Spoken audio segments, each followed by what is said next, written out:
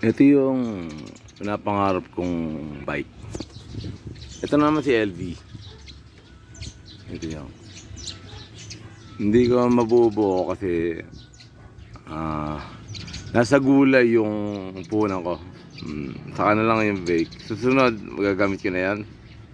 Yan siya. Kasi naglalakbay ako sa bukid. Bike ang kailangan eh. Hindi naman kailangan ng pamotor-motor sa bike. Ano ka, gagastos ka pa ng gasolina.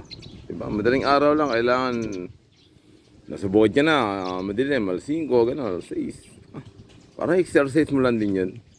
Para ayos tayo sa ano, parang tayo nag-exercise. Punta tayo ng bukid, gano'n. Ito yung mga bike na inassemble ko muna yan. Yung mga bike na yan.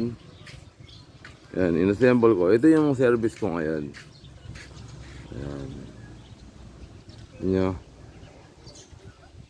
Yan yung inassemble kong bike.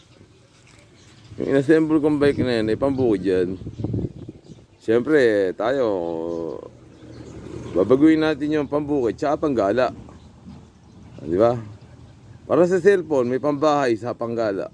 Yung iba yun. Sa akin, may pangbukid sa panggalang bike.